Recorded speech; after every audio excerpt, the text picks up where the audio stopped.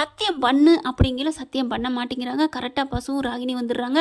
அவங்க ஆஃபீஸுக்கு எப்படி வந்திருப்பாங்க, இங்கே தான் வந்திருப்பான்னு பின்னாடியே ஃபாலோ பண்ணிட்டு வந்தம்மா. என்ன வெண்ணிலா இப்படி மாட்டிக்க தெரிஞ்சியே, ஏய் என்னடி நினச்சிட்டு இருக்கேன்னு சொல்லிட்டு அந்த காவேரி அந்த ராகினி பசுவும் 2 தாலி தாளிக்கிறாங்க. ஆனால் காவேரி தான் வாக்குமூலம் வாங்கிட்டாங்களே, அதனால் ஒன்றுமே சொல்லலை. அப்புறமா வெண்ணிலா பார்க்குறாங்க. ஏன் வெண்ணிலா இங்கே வந்தேன்னு கேட்கல. இல்லை இவ இந்த மாதிரிங்கள அதெல்லாம் இவகிட்ட நிற்காத, இவ நல்லவளே இல்லை, இவ பெரிய கேடி, நீ வா அப்படின்னு சொல்லிட்டு வெண்ணிலாவை இழுத்து கூட்டிகிட்டு போயிடுறாங்க. போகையிலே காருக்குள்ளே வச்சுட்டு அப்படியே ஓதுன்னு ஓதுறாங்க. இங்கே பாரு நீ என்ன பண்ண போன, என்ன சத்தியம் பண்ண போன அப்படிங்கிற நடந்ததை வெண்ணிலா சொல்கிறாங்க. பாத்தியா உங்ககிட்ட சத்தியம் வாங்கிட்டு விஜய் வெளியில் எடுத்துருவா, எடுத்ததுக்கப்புறம் அவையே உனக்கு விட்டு கொடுக்க போறா, அவன் நட்டிக்கிறா. நிஜமாவா? அவள் தான் என்னை விட்டு கொடுக்குறேன்னு சொன்னா, அதெல்லாம் பொய். நீ ராகினி, நீ இவளை வீட்டுக்கு கூப்பிட்டு போ அப்படிங்கிறாரு பசு. இல்லை நான் வீட்டுக்கெலாம் போக மாட்டேன் அப்படிங்கிறாங்க. சரி வீட்டுக்கு போட்டியும் பரவாயில்ல, ஆனால் ஸ்டேஷனுக்குள்ளே வராத, நீ வந்தேன்னா உன்னை வாக்குமூலம் கொடுக்க சொல்லிடுவா, அதனால் நீ வெளியில் இருந்துக்கோ அப்படிங்கிறாங்க. சரின்னு சொல்லிட்டு அவள் இருந்துக்கிறாங்க. இங்கே பசு மட்டும் வராரு. வந்த கையோட இங்கே காவேரி வந்துடுறாங்க. என்ன போனீங்களே நடந்துச்சா, நான் விடுவேனா என்ன, எங்கள் வெண்ணிலாவை நான் அனுப்பி வச்சுட்டேன்ல அப்படிங்கல. இங்கே காவேரி பார்க்குறாங்க. அனுப்பி வச்சா என்ன, எனக்கு என்ன ஆள்தேர் வாக்குமூலம் கொடுத்துருச்சேன்னு இவங்க நினைக்கிறாங்க. அடுத்து பார்த்தா இங்கே போலீஸ்கார் வர்றாரு. வாங்க சார் வந்து சைனை போடுங்க, எஃப்ஐஆர் போட போகிறோம் அப்படிங்கிறாங்க. சரி அப்படின்னு உள்ளுக்கு போகிறேன். அந்த மீசக்காரன் போயிட்டு அன்பு எல்லாம் சைன் போட போகிறாங்க. இங்கே காவேரி தாத்தா வாங்க தாத்தா அப்படின்னு சொல்லிட்டு ரெடியாகி வேகமாக உள்ளுக்கு போகிறாங்க. எங்கே எஃப்ஐஆர் காப்பி பண்ணி கையெழுத்து போட போகிறாங்க. நிறுத்துங்க அப்படின்னு உள்ளார போகிறாங்க காவேரி. உள்ளார போனோன்னா காவேரி, என்ன காவேரி நீ இன்னும் இங்கே தான் இருக்கியா, என்னங்க எஃப்ஐஆர் போட்டு உங்களை உள்ளார தள்ள போகிறாங்க, நான் எப்படி எங்கள் வீட்டில் போய் நிம்மதியாக இருக்க முடியும் அப்படின்னு காவேரி சொல்ல. காவேரி நீ வேணா இந்த நேரத்தில் நீ ஏன் இருக்கிற, அட சும்மா இருங்க அப்படின்னு சொல்லிட்டு, இங்கே பாருங்கள் சார், எதுக்கு சார் எஃப்ஐஆர் போட போகிறீங்க, என்னம்மா இவ்வளோ தெரிஞ்சு நீ இப்படி கேட்குற, அதான் எந்த ஆதாரமும் இல்லை, அவன் கம்ப்ளைண்ட் கொடுத்துருக்கான், நடந்திருக்கு கொலை அப்படிங்கிற, நாங்கள் கைது பண்ணித்தானே ஆகணும், எஃப்ஐஆர் ஃபைல் பண்ணித்தானே ஆகணும் அப்படிங்கிறாங்க. நடக்காததுக்கு நீங்கள் ஒரு ஃபைல் பண்ணுவீங்களா அப்படிங்கிறாங்க. நடக்காத சம்பவமா, என்னம்மா சொல்கிற அப்படிங்கிற, அதெல்லாம் எதுவுமே நடக்கலை அப்படிங்கிற. இங்கே பசு உள்ளார வரான். என்னம்மா எதுவுமே நடக்கலைன்னு சொல்கிற, வாக்குமூலம் கொடுக்குறதுக்கு ஆளே இல்லையே, எப்படி நடக்கலைன்னு சொல்கிற அப்படிங்கிறாங்க. அப்புறம் வெண்ணிலா அப்படி சும்மா பார்க்குற மாதிரி காவேரி பார்க்க, அவங்கெல்லாம் வெளியில் போயிட்டாங்க, என் வீட்டுக்கு என் பொண்ணு கூட்டிகிட்டு போயிட்டா, எனக்கு தெரியும் நீ இந்த மாதிரி வாக்குமூலம் கொடுக்க சொல்லுவேன்னு, அதனால தான் நான் நைஸாக போக வச்சுட்டோம்ல அப்படின்னு பசு சொல்ல. உடனே இங்கே காவேரி பார்க்குறாங்க. சார் அவங்க ஆள் தான் வந்து சொல்லணும்னு அவசியம் இல்லை, அவங்க வாக்குமூலம் கொடுத்துருக்காங்க, அதை கொடுக்கலாமா, அவன் மட்டும் வாயிலேருந்து எல்லாத்தையும் சொல்லி விஜய்க்கு இதுக்கு எந்த சம்மந்தம் இல்லைன்னு சொல்லிட்டா என் புருஷனை விட்டுருவீங்களா அப்படின்னு காவேரி கேட்க, தாராளமாக விட்டுருவோம் அப்படின்னு சொன்ன பசு பார்க்குறான். என்னது வாக்குமூலம் கொடுத்துட்டாங்க, என்ன ஆச்சு அப்படிங்கல. கரெக்டாக நான் கொடுக்கும் சாட்சியம் இதோ அப்படின்னு விதிப்படத்தில் சுஜாதா கொடுப்பாங்க இல்லையா லாஸ்ட் சீனில், அது மாதிரி ரெக்கார்டை கொடுக்குறாங்க. அதை வாங்கிட்டு பார்க்குறாருங்க போலீஸ்காரு. பார்த்தகையோட செம்ம காண்டாகிறாரு. அப்படியே விஜய்கிட்ட காமிக்க, அன்புகிட்ட காமிக்க, அப்படியே புல்லரிச்சு போகிறாரு பசு.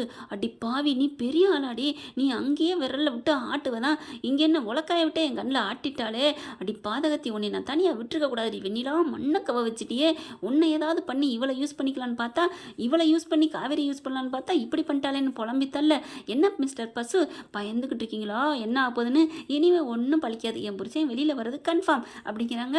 அதுக்கப்புறம் இப்போ என்ன சார் சொல்ல போகிறீங்க, அது ஒரு கொலையே இல்லை, அவங்க நல்ல வாக்குமூலம் கொடுத்துருக்காங்க, உள்ளுக்குள்ள இருந்தவங்களே அவங்க வந்து கட்டுப்பாட்டை மீறி தான் டேர்னிங்கில் தான் ஆக்சிடென்ட் ஆயிருக்கு, அதை விட்டுட்டு அன்பு பண்ணாரு அவங்க பண்ணாரு அப்படிங்கல. அன்பு பார்க்குறாரு. அப்பா நானும் பண்ணேன், நான் சொன்ன ஆள் பண்ணலையா, அப்போ நான் இது நாள் வரைக்கும் பயத்திலே இருந்தேனா, நான் கொலை பண்ணிட்டேன்னு, அப்போ உண்மையிலே நான் பண்ணிக்கலையா அப்படிங்கிற. யோ நீலாம் என்னையா ஒரு கொசுவை கூட உன்னால் அடிக்க முடியாது, நான் வந்து வாழ்க்கையாக நான் ஜெயிலுக்கு போகிறேன்னு அந்த வடிவேல் சொன்ன மாதிரி ஏய்யா அப்படின்னு இங்கே பார்த்தா காவேரி சொல்கிறாங்க.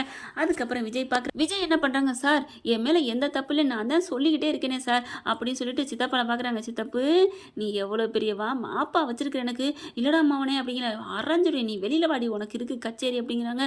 அதுக்கப்புறம் என்னங்கய்யா கேஸ் நடத்துறீங்க அப்படிங்கல, அந்த மாமன் எங்கேயா அப்படிங்கல, மாமங்கார் சார் அப்படிங்க, எங்கே அந்த பொண்ணு அப்படிங்கல பார்க்குறாரு பஸ். இனிமேல் என்ன கூப்பிட வேண்டியதானே, ராகினிக்கு ஃபோன் பண்ணி அந்த வெண்ணிலா கூட்டிகிட்டு வாங்குறாங்க.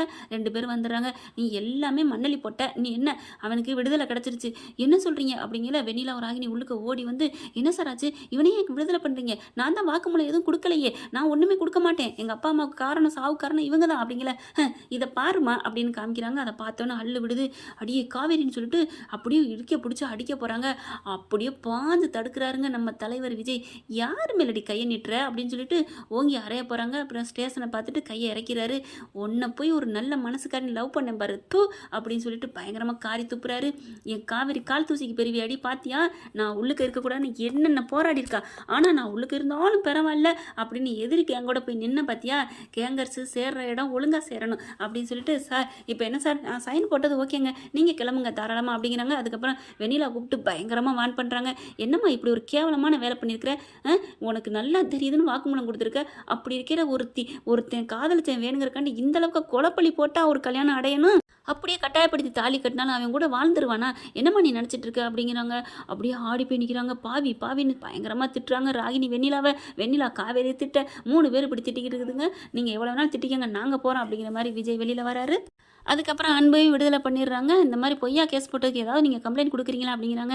காவேரி பார்க்குறாங்க. இல்லை சார், நான் நிறைய பேருக்கு வாழ்க்கை பிச்சை போட்டு பழகி போயிட்டு போகுது, இதுங்க பொழைச்சி போகுதுங்க. இங்கே பாரு பசு, ராகினி கோசு, நீங்கள் 2 பேர் நேரம் நாங்கள் கம்ப்ளைண்ட் கொடுத்தா உள்ளார போயிருக்கணும், போயிட்டு போங்க பொழைச்சி போங்க அப்படின்னு சொல்லி வெளியே அனுப்பிடுறாங்க. விட்டு கொடுத்துட்றாங்க. நான் ஒன்று சும்மா விட மாட்டேன்டி, இந்த டைலாக்லாம் விட்டால் மறுபடியும் உள்ளார கம்ப்ளைண்ட் பண்ணிடுவேன் சார் அப்படிங்கிற. அதெல்லாம் பண்ணாதடி அப்படின்னு கெஞ்ச ஆரம்பிக்கிறாங்க. அதெல்லாம் இல்லை, நீ இப்போ என் காலில் விழுந்து மன்னிப்பு கேட்குற, இல்லைன்னா நீ இப்போ போய் கம்ப்ளைண்ட் பண்ணுவேன் அப்படின்னு சொல்லிட்டு, சார் எனக்கு இதுக்கு நான் இங்கே மன உளைச்சலாக இருக்குது அதனால அப்படிங்கிற. வேணாண்டி அப்படின்னு காலில் விழுந்துடுறாங்க. படக்குன்னு காலை பிடிச்சிட்டு, என்னை மன்னிச்சிரு காவேரி, நான் தெரியாமல் தப்புன்ட்டேன், நீ எதுவும் பண்ணிடாத அப்படின்னு சொல்லிட்டு, போயிட்டு போடி பொழைச்சி போ அப்படிங்கிறாங்க. இருடி, இப்போ நான் கழுத காலாக நினச்சி தாண்டி காலை பிடிச்சிருக்கேன், ஒன்று நான் சும்மா விட மாட்டேன்டி, இன்னமும் நான் பழி தீர்ப்பண்டி, பார்க்கலாம் கிளம்புடி அப்படின்னு சொல்லிட்டு அப்படியே தள்ளி விட்டுறாங்க. அதுக்கப்புறம் ராகினி போயிட்டு அவங்க அப்பாட்ட அழுகுறாங்க. ஏமா அவ காலை பிடிச்ச, அவள் உள்ளர போய் கம்ப்ளைண்ட் கொடுத்தா நம்ம உள்ளே போகணுப்பா, உள்ளே போனாலும் பரவாயில்ல, அவ காலை பிடிக்கிறது, நான் உள்ளே போகிறதுக்கு பயப்பில்லப்பா, வெளியில் இருந்தால் தான் அவளை நான் பழி வாங்க முடியும், இன்னமும் நீ திருந்தலை அப்படின்னு கிட்டக வந்து பேச, ஐயோ பக்கத்தில் நின்றுருக்காளா அப்படின்னு ராகினி அப்படியே திரும்பி பார்க்குறாங்க. இங்கே காவேரி பக்கத்தில் தான் நீ இருப்பேன், எங்கே இருந்தாலும் நீ பேசுகிற என் காதில் விழுந்துகிட்டே தான் இருக்கும் ஓகேவா அப்படின்னு சொல்லல. பட்டுன்னு பின்னாடி யாரோ இறுக்கி பிடிக்கிறாங்க. திரும்பி பார்க்குறாங்க. விஜய் பார்த்தா, என்ன விஜய் அப்படிங்கல, நீ சும்மா இரு காவேரி அப்படின்னு சொல்லி இறுக்கி அணைச்சி தூக்கிடுறாருங்க. நீ மட்டும் இல்லைன்னா என்ன ஆயிருக்கும் அப்படின்னு சொல்லி கட்டி பிடிக்கிறாங்க. தாத்தா வந்து ரொம்ப பெருமைப்படுறாங்க காவேரி நினச்சி. Kaveri you are a brilliant மூலமா அப்படிங்கிறாங்க. பரவாயில்ல விடுங்க தாத்தா, என் புருஷனுக்காக தானே, என் புருஷனுக்காக நான் 8 ஒரு காவடி வேணாலும் எடுக்க ரெடியாக இருக்கேன் அப்படின்னு காவேரி சொன்ன பார்த்து ரொம்ப பெருமைப்பட்டுக்கிறாங்க. அப்படியே சந்தோஷம் தாங்கலை. வெண்ணிலா அப்படியே நிற்கிறா. பார்த்துக்கிட்டியா என் காவேரி, அதுதான் நான் ஏன் காவேரின்னு உருகிறேன் தெரியுதா, காவேரி புனிதமானவர் நீ அப்படிங்கல. விடுங்க விஜய், அவளும் நல்லவ தான், ஏதோ இவங்களோட கேப்பாரட்டு சேர்வாரோட சேர்ந்துட்டு அவளும் சேர்த்தள்ளி பூசிக்கிட்டா அவ்வளோதான் அப்படிங்கிறாங்க. பார்த்துக்கோ, இன்னமும் உனக்காகத்தான் என் பொண்டாட்டி பேசுகிறா அப்படிங்கிறாங்க. அதுக்கப்புறம் செல்லம், வயிற்றுல இருக்க குழந்தைக்கு என்னமோ அடிச்சுக்கிட்டு எல்லாமே 2 பேரும், ஏன் காவேரி நம்ம பாப்பாவை நீ நினச்சி பார்த்தியா அப்படின்னு சொல்லி காதுக்குள்ள ரகசியமாக சொல்லிக்கிறாரு. தாத்தா பார்க்குறாங்க. என்னடா ரகசியம், ஒன்றும் இல்லை தாத்தா அப்படிங்கிறாங்க. வெளியில் வராங்க. சரி நீ கொண்டு போய் காவேரி கொண்டு போய் பத்திரமா வீட்டில் விட்டு வரியா அப்படிங்கிறாங்க. அதுக்குள்ளே குமரன் பார்த்தா தேடி வந்துடுறாருங்க. தேடி வந்தோன்னே, மாமா என்ன மாமா இங்கே இருக்கேன்னு எல்லாம் தெரியுமா, அங்கே இருக்கவும் சொன்னாங்க, என்னம்மா நடக்குது, என்ன பிரச்சனை அப்படிங்கிற. அங்கே நடந்ததை ஃபுல்லாக சொல்லி முடிக்கிறாங்க. சே இப்படி இல்லாமல் பண்ணுவாங்க டே அப்படின்னு சொல்லிட்டு அங்கே பசுவும் ராகினி காரில் ஏற போகிறாங்களா. அப்போ போயிட்டு, டே என் அக்கா பிள்ளை என் மாமா பிள்ளை இப்படியாடா பண்ணுவேன் அப்படின்னு சொல்லிட்டு பயங்கரமாக குமார் திட்டே, போயா வந்துட்டேன், அவனையே நாங்கள் ஆட்டி படிக்கிறோம் நீயா அப்படின்னு சொல்லிட்டு பயத்தில் ஓடுதுங்க பசுவும் கொசுவும். ஆனாலும் பார்த்தீங்கன்னா இவர் வந்து இப்படி பில்டப் பண்ணிக்கிறாங்க. அப்புறமா குமரன் வராரு. விஜய் பார்க்குறாங்க. உங்களுக்கு ஒன்றும் பிரச்சனை இல்லையே அப்படிங்கிறாங்க. எனக்கு ஒரு பிரச்சனை இல்லைங்க, வெண்ணிலா விஷயத்தை கட் பண்ணியாச்சு, இனிமேல் அவங்க யாருமே எங்கள் வீட்டில் இல்லை, அந்த கொசுக்கும் இடம் இல்லை, இந்த தூசுக்கும் இடம் இல்லை, நீங்கள் வந்து அத்தைக்கிட்ட பேசி அப்படிங்கிற, வாங்க பிரதர் நம்ம வீட்டுக்கு போவோம், அத்தைக்கிட்ட பேசுவோம், இனிமேல் நீங்கள் பிரிஞ்சிருக்க வேணாம், காவேரினால இங்கே பெரிய பிரச்சனை வந்துட்டு இருக்கு அப்படிங்கிறாங்க. என்ன பிரச்சனை அப்படின்னு. மாமா என்ன மாமா பிரச்சனை அப்படிங்கிற. இல்லை வீட்டில் இந்த மாதிரி நியூஸ் எல்லாம் பார்த்துட்டு அக்கா ரொம்ப நொந்து போயிட்டாமா. என்ன மாமா சொல்கிறீங்க, உன்னை நினச்சி காவேரி வாழ்க்கை இப்படி போச்சேன்னு சொல்லி ஃபீல் பண்ணி அழுதுகிட்டே இருந்தா. அப்படியே அடிவேறு வலிச்சிருச்சு, ஆஸ்பத்திரிக்கு போனோம். அப்புறம் என்ன சொன்னாங்க, ஏதாவது குழந்தைக்கு பாப்பாவுக்கு ஒன்றும் ஆகலமா, நம்ம வீட்டுக்கு வர்ற வாரிசு எப்போவுமே நிலச்சி தான் நிற்கும், நம்ம வாரிசு நம்ம வீட்டுக்கு சந்தான மாமாவோட வாரிசு என்றைக்குமே அதுக்கு ஒரு எறும்பு கூட கடிக்காது, அதுக்கு எந்த தீங்கும் வராது, எவ்வளோ பெரிய போராட்டம் வந்தாலும் சரி, ஆனால் ஒன்றும் நடக்காதுங்கிறத நிரூபித்து கொடுத்த மாதிரி ஒன்றும் ஆகலை, குழந்தை சேஃப்டியாக இருக்குன்னு சொல்லிட்டாங்க அப்படிங்கிறாங்களா. அப்படியே நம்ம வீட்டு வாரிசுக்கு எதுவும் ஆகாதுன்னு குமரன் சொன்னோன்னே காவேரி பார்த்து நம்ம வீட்டு வாரிசுன்னு சொன்னது நம்ம பிள்ளையும் தானே, ஆமாம் அப்படின்னு சைட் அடிச்சுக்கிறாங்க. அதுக்கப்புறம் நீ வந்து நம்ம பேசிடுவோம், நீ 2 பேரும் ஒன்று சேர்ந்தா இருக்கணும் அப்படிங்கிறாங்க. மாமா உங்ககிட்ட இன்னொரு விஷயம் சொல்லணும் அப்படிங்கிறாங்க. என்னம்மா சொல்லணும் அப்படிங்கல. அப்பாடா இப்போது என் பொண்டாட்டி சொல்ல போகிறாளே அப்படின்ட்டு. என்ன காவேரி அப்படிங்கல. நம்ம வீட்டில் போய் எல்லாம் முன்னாடி சந்தோஷமாக சொல்லுவோம், கிளம்புவோமா அப்படிங்கிறாங்க. இல்லை இப்போதைக்கு வேணாம், அம்மா மனசு மாறினதுக்கப்புறம் சொல்லிக்கலாம். அடி பாவி ஏண்டி அப்படிங்கிறாங்க. அதுக்கப்புறம் விஜய் நான் வந்து காவேரி கூட்டு போகிறேன், அப்புறமா நீங்கள் வர்றீங்களா அப்படிங்கிற. பரவாயில்ல பிரதர் கிளம்புங்க அப்படிங்கிறாங்க. அப்புறமா விஜய் சாரி பிரதர் அப்படிங்கிறாரு.